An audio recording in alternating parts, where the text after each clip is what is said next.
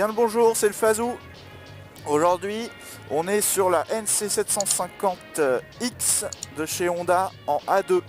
Moto très particulière aujourd'hui parce que je pense que vous le savez, c'est une boîte automatique DCT.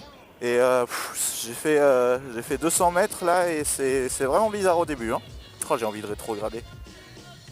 Ça le fait tout seul. Ce qui est bien avec les automatiques, normalement, c'est les démarrages. On va voir.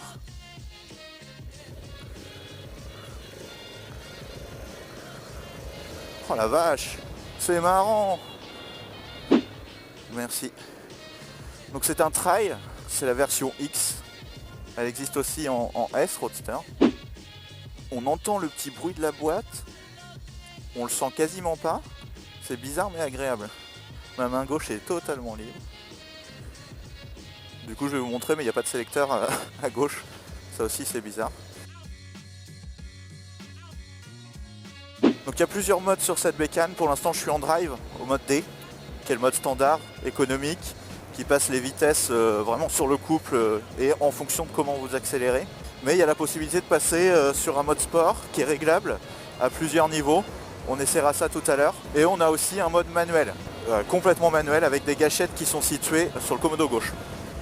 Ces gâchettes sont utilisables même lorsqu'on n'est pas en mode manuel. C'est-à-dire que là je suis sur D. On le voit apparaître sur le compteur, je ne sais pas si vous le verrez, au-dessus du rapport engagé. Si j'appuie sur la gâchette moins, il va me faire passer en cinquième. Voilà, je suis en cinquième, quatrième, troisième. Et normalement, il va repasser tout seul les vitesses. Après, je suis toujours en mode D. On est déjà de retour en sixième. Voilà. Si j'en ai marre de la voiture devant moi, parce qu'en plus c'est une Twingo et qu'elle est verte, et ben j'ai juste à faire moins, baisser de rapport et hop, c'est parti. On a un traction control qui est désactivable et réglable sur deux niveaux différents. Rien de spécial sinon sur les commodos, mis à part du coup ces manettes plus et moins. Hop, c'est les gâchettes comme sur les voitures automatiques. On va sinon avoir les pleins phares, le flash. Ce que j'appelle flash, c'est les appels de phare, pardon. On a le klaxon, les warnings sur le commodo gauche avec les clignotants. Et à droite, on va avoir donc le coupe-circuit, le démarreur et deux boutons spécifiques à cette bécane qui sont celui du milieu, le gris, qui permet de passer du mode D au mode sport en roulant. Le neutre aussi, quand on s'arrête. Et une gâchette au doigt qui permet de passer du mode auto au mode manuel. Le bouton gris permet également de régler le mode sport uniquement à l'arrêt, mais le mode sport est réglable sur trois niveaux différents.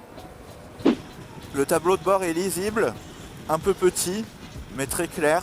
On va avoir le kilométrage total de la bécane, la vitesse, le témoin de rapport engagé, une jauge à essence, l'heure évidemment.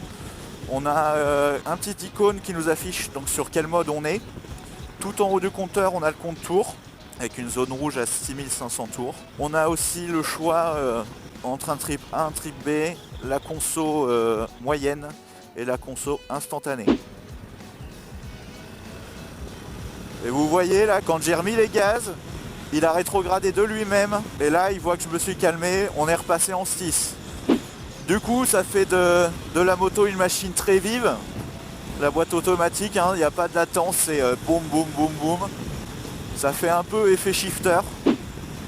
On a un guidon qui est large, j'ai vraiment les bras assez écartés. Et du coup ça fait une position agréable, étant donné que le guidon est ramené vers le pilote. On est assis très droit, j'ai le dos droit, je force pas. J'ai les jambes quasiment pas fléchies. Je suis assis sur une chaise quoi. Les rétros sont bien placés, je vois très bien dedans. Ça a l'air d'être encore les mêmes rétros que sur les dernières Honda en général. La selle est super confortable. J'ai pas une seule douleur. La moto est lourde sur le papier, elle pèse 230 kg, mais on les sent pas. Une fois sur route, on les sent pas du tout. On a un réservoir de 14 litres, ce qui est pas énorme pour une moto de ce gabarit. Par contre, on a une conso moyenne à 3,5 litres. Qui va compenser un peu ce fait là. Et le réservoir, ça se justifie un peu par le fait qu'ils ont préféré avoir une place, un coffre entre les jambes et un réservoir à l'arrière. Voilà.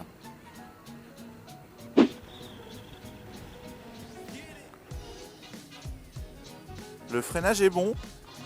La fourche est molle, c'est un trail. Du coup on plonge un petit peu. Mais il y a du mordant. Et si on anticipe, on se fera pas surprendre. On est sur un moteur qui est bridé. À la base il fait 54 chevaux. Et là on est donc sur du 47,5 pour qu'il soit éligible au permis A2. Il va envoyer 65 Nm de couple à 6500 tours minute. C'est un bicylindre avec une transmission par chaîne. Oh, j'ai regardé ma main là. J'ai envie. La moto se balade toute seule sur l'angle. Moi vous devez le savoir, hein, je suis super à l'aise sur ce genre de bécane, sur les trails. Je suis grand, je suis large. C'est vraiment ce qu'il me faut. Et celle-ci est super bien. Là depuis tout à l'heure je suis en conduite pépère. Donc vraiment comme si je partais sur une après-midi moto. Et je suis bien installé, je suis bien assis, je me prends pas trop le vent. Il arrive vraiment tout juste au-dessus de mon casque. Je l'entends un petit peu frôler mon casque, mais je pense que quelqu'un qui fait aller 3-4 cm de moins que moi, en dessous des 1m80, il est protégé intégralement. Allez, je vais sauter 2 rapports. Et on dépasse. Je repasse la 5, la 6. Il n'y a pas d'à-coup, pas besoin d'arrêter d'accélérer. C'est un shifter. Allez, un petit virage. Les pneus sont chauds.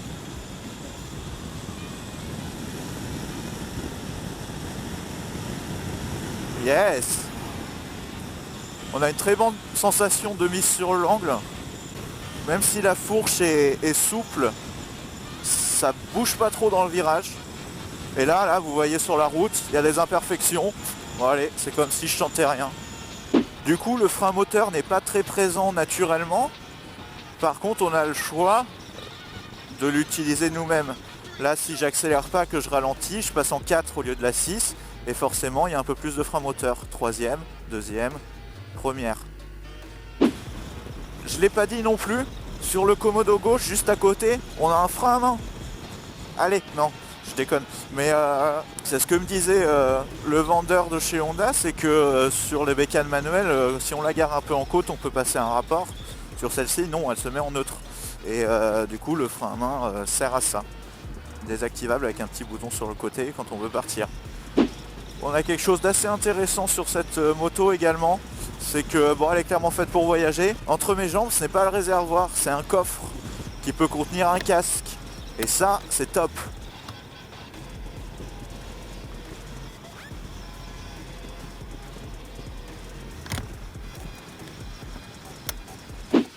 Bon, vous ne pouvez pas faire de coup de rupteur, sinon ça fait ça. Le moteur a un son rock, c'est pas un petit 500, ça s'entend, hein. C'est un 750.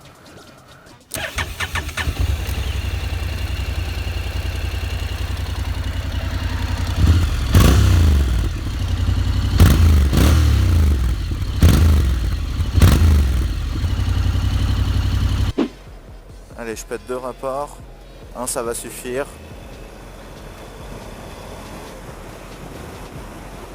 Bon, les dépassements sont francs. Il y a du couple à bas régime. On est très haut, hein. On est vraiment sur une moto qui est haute. On voit très bien au loin. On surplonge la circulation. Et regardez comment ça tient le pavé. Bon, voilà la bête, la grosse bête. Elle est balèze quand même. Bon, encore une fois, faut aimer le look des trails. Moi, c'est quelque chose que j'aime bien. On retrouve le bec à l'avant qui est typique de ce genre de moto. On a une moto qui est assez large, qui n'a pas une gueule de petite bécane, quoi. Donc, des fois, pour le A2, c'est des fois un argument. Celle-ci est en coloris rouge, un peu comme le CBX 500 que j'ai déjà essayé. Hop, on a un feu arrière qui est assez spécifique à cette moto, je le trouve joli. On est en ABS avant, ABS arrière. On est en simple disque à l'avant. La moto est haute. Je ne sais pas si vous pourrez vous en rendre compte comme ça. Mais voilà, je mesure 1m83. Vous voyez, on est vraiment sur une bécane assez haute. Donc ici, vous pouvez voir la manette du plus que vous ne voyez pas pendant la conduite. Celle du moins qui est ici. Les modes à changer. ici. D'ailleurs je vais vous montrer.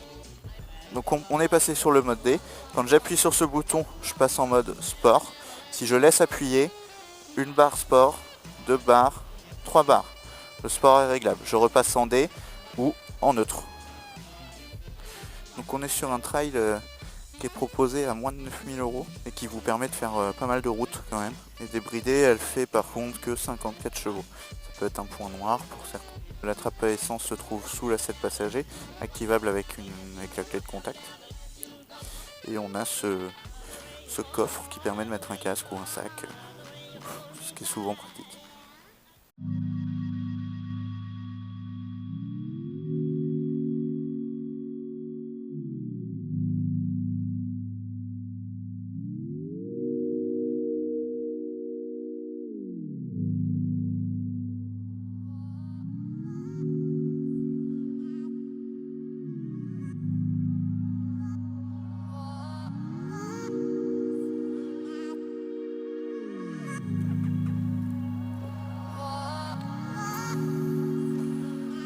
Hop, je me suis mis en mode sport.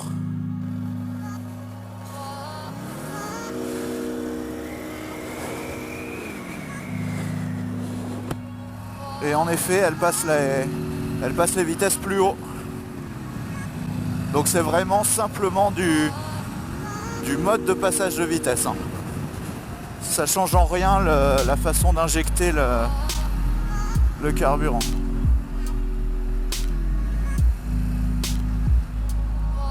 Le changement d'angle est propre.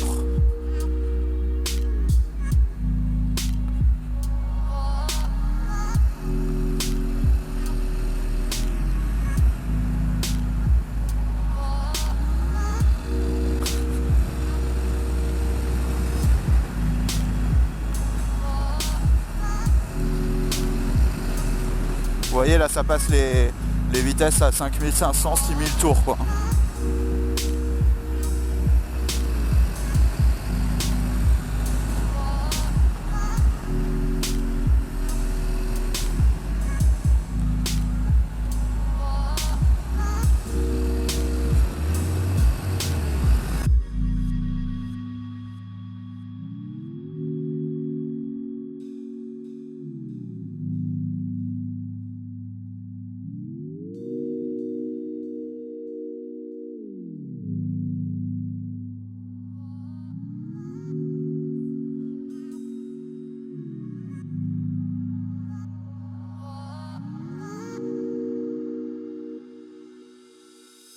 Donc là on est plus sur une conso à 8-10 litres au 100 quand on roule comme ça.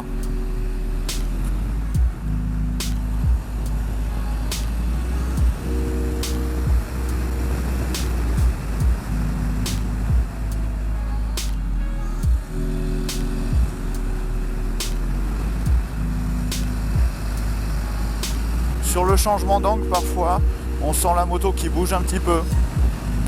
Mais c'est très léger. Et ça reste très joueur.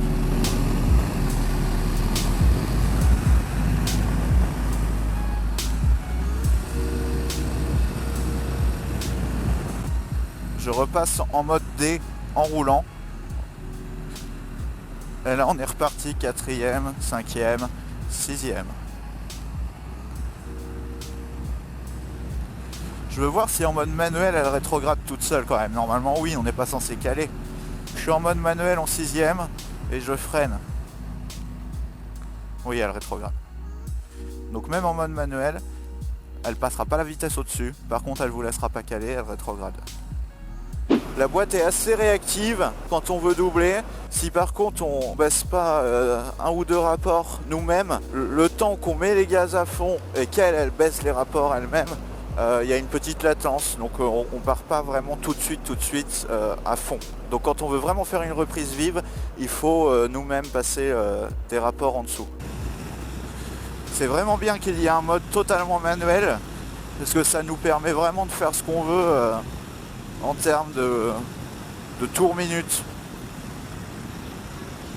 On peut très bien rouler cool en manuel, pousser la 3e à fond mais pas la 4e. Se faire un 3e, 6e d'un coup, non c'est cool. Je pense qu'en boîte auto, là, elle marche plus fort que le CB500X en 47.5. J'adore cette bécane. En courbe, c'est un plaisir total. Allez, est-ce qu'on sent les dos d'âne? 50. Eh, ça passe crème. Bon, ouais, je vais pas dire qu'on le sent pas, mais bon, phaser, je serai sur la lune. Hein. Bon, ma petite conclusion sur cette moto.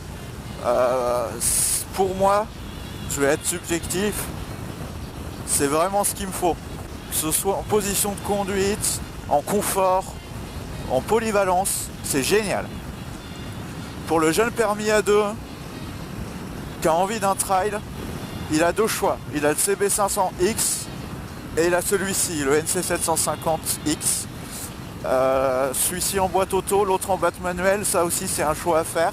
Mais celui-ci, il est au-dessus. En agrément de conduite, il est au-dessus. J'ai essayé les deux et je préfère celui-ci. Elle est certes un peu plus chère, ça c'est clair. On est sur un 750. Voilà, c'est plus la même gamme. On n'est plus dans la même gamme. Mais en équipement, en qualité de conduite, en confort, même la motorisation, alors qu'elles sont bridées toutes les deux à 47.5, je la trouve plus intéressante sur celle-ci. La boîte auto, c'est de la crème. On s'y fait très vite et c'est un peu comme les bagnoles. Hein. Une fois qu'on y est passé, on a du mal à revenir sur le manuel. Pour moi qui aime les trails, c'est un beau petit coup de cœur. Après, c'est les pneus route qu'il a. Il n'a pas de jantes à rayon non plus. Comment il s'en sort sur de l'off-road, je pourrais pas vous dire. J'ai pas l'expérience et je m'y aventure pas. Je vais vous quitter là-dessus. J'espère que le test vous aura plu. Je vous mets toutes les specs de la moto dans la description. Je remercie Atlantic Moto à Royan pour le prêt de la machine. Si tu veux me laisser un avis, une quelconque remarque, tu peux me laisser un commentaire en dessous de la vidéo. Et il y a d'autres tests qui vont arriver des Honda A2. Alors pour pas les louper, tu peux t'abonner à la chaîne. Moi je vous dis à la prochaine. Soyez prudents sur la route. Gros V.